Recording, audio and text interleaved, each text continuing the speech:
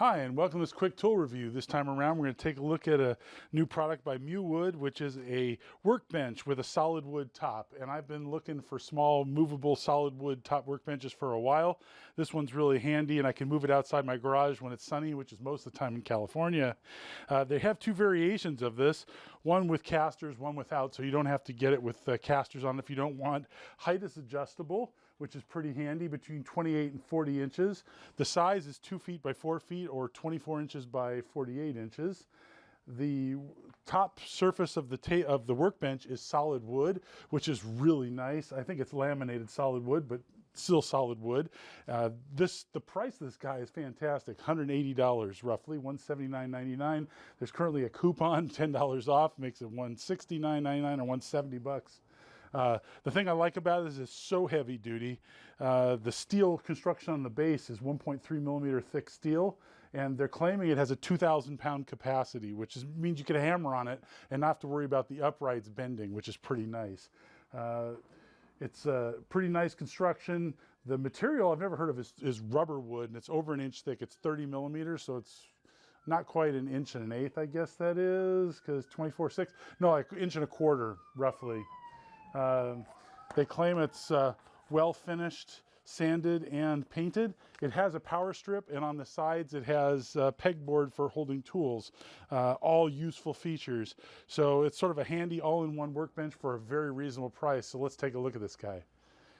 Another nice thing is the packaging is really well done. One of the things that I used to notice about Chinese-made goods more than others was that they didn't survive shipping. The item could have been okay, but they didn't survive shipping because the packaging wasn't strong enough. This is double thickness cardboard with strapping, and on top of the strapping, being on top of it, they taped over the strapping so that it didn't move, which is a nice touch.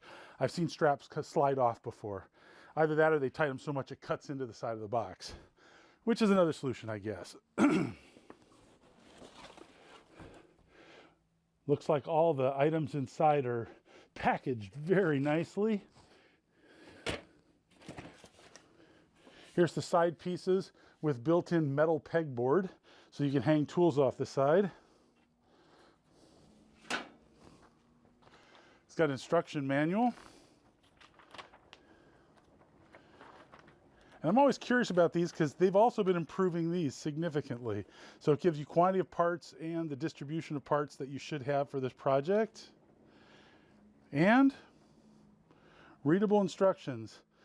Sometimes these things are a bit small, but I think they give you enough information to pull it off. Yeah, pretty reasonable. I'm sure most people that watch my channel could assemble one of these without reading the instructions, but sometimes it'll save you from not having to backtrack. Look at this. They use double thickness or quadruple thickness cardboard in the edges to prevent it from banging around too much during shipping. I'd be okay if they didn't protect the paint on these parts by wrapping them in this foam stuff, because this all becomes microplastics that enter the environment. And this is a workbench. Ooh, got damaged a little bit in shipping right there. I don't know if you can see that. Things sliding around.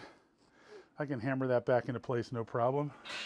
All right. And there's your solid wood top. And they pre-drilled all the mounting holes, which is something you do not see normally in this sort of thing. If they're going to have you attach the surface with screws, they normally would just have you use self-drilling screws and, you know, do the best you can. This one, they're all pre-aligned. That's a really nice feature. I was mistaken. The Amazon site shows that you can order this with casters or with feet, but this kit came with both, which is really nice. So you can choose, or you can change it later on depending on what your desire is.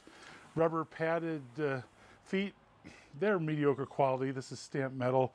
The casters, on the other hand, are much better than average. They have bearings. They look like polyurethane, and just the general quality of these is much better than usual. So this is a very nice surprise. The stickers that identify the parts were put on with adhesive that comes off reasonably, but seem to survive shipping, which is all that's necessary. These are the adjustable height legs, and they've got those expanding sort of PEM nut style, except there's a tool that's like a pop rivet gun that puts these guys in. You drill a hole, put this in there, and then it expands it, and you've got a threaded insert. I love the fact that you can get the adhesive off. This is something overlooked by so many manufacturers, including my metal supplier. They use labels that you cannot get the damn adhesive off without acetone, which is just a nightmare. First step, I think I'm going to put the feet on this guy.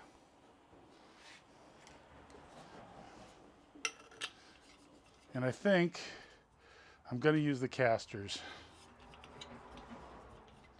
initially, depending on what my final use case is. Threads are excellent. These inserts are really good. That's kind of tight. A lot of wrenches may not fit in there. That could be a problem, and they did not provide a wrench. This is where I keep those spanners from all the previous projects to be able to tighten parts like this, because fortunately metric has fewer size variations than the other standards seem to, like the US crazy non-standard standard. If you wonder what I was talking about, these are wrenches from other quick assembly projects that they provided. They're just stamped. They're crappy, but in a pinch, if you need to get in somewhere narrow, they can work. Unfortunately, I did not have the right size. And this is what I mean by too tight for a standard wrench. Once it tightens down, I can't get the wrench out anymore because the thickness of this wrench is too much for the spacing here. I could take this over to the surface grinder or just a plain old hand grinder and grind this thinner so that I have it, but I think I can get this tight enough without needing that, especially since I'm not sure whether I want the standard feet or not. That's always something they should consider. And one solution is you could add a washer here to give yourself a little more spacing. Each one of the legs fits inside the frame perfectly. However, to make it even smoother and a little less sloppy, even though it's not particularly sloppy, they provided these plastic inserts, which are really thin plastic, but they do the job, especially since adjusting height's probably not something you do all the time. In addition, something that I can't believe they did, which is 2 thumb screws per leg. Normally you'd get just 1. And the advantage of 2 is that prevents rocking back and forth. That makes this whole thing a lot more solid. That attention to detail is not something I expected to find. Okay, this is currently set at max height here.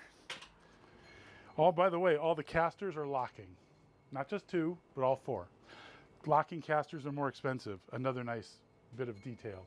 Next up, for strength, cross pieces. Instead of being attached by 2, which would be normal, almost everything I've ever constructed, over these quick construct projects are just 2 of these. They have 4 nuts to add extra strength. They were very serious about it in this product, obviously. So again, reiterating, 4 bolts instead of just 2 on the cross pieces, which is really nice. Although I don't think they have a lower shelf, which would be a nice addition. Maybe they sell that as an add-on product. I'll have to check that out because that would add even more sturdiness this way, but it's going to be pretty strong that way. But a big lever arm with twisting side to side. Also, only 2 of the holes are slotted, which is interesting. The other 2 are fixed. So that lets you rotate this just a little bit. I am surprised they did. They could have probably gotten away with just stamping all 4 holes without slots. But typically a lot of these units would have had all slots just in case there was variations in their stamping quality.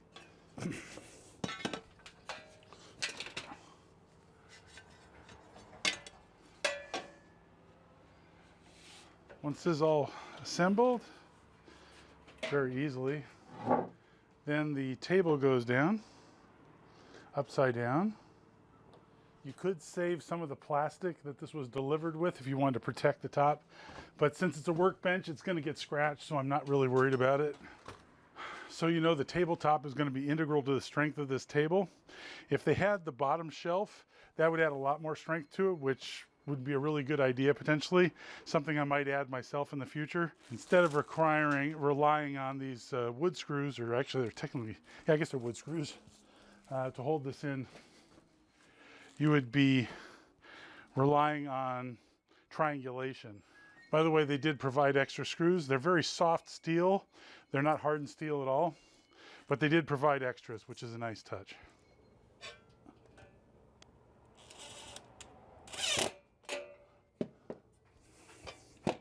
The holes line up pretty well for all of the screw holes, but they did leave a lot of latitude. The hole that they drilled is much bigger than the screw hole.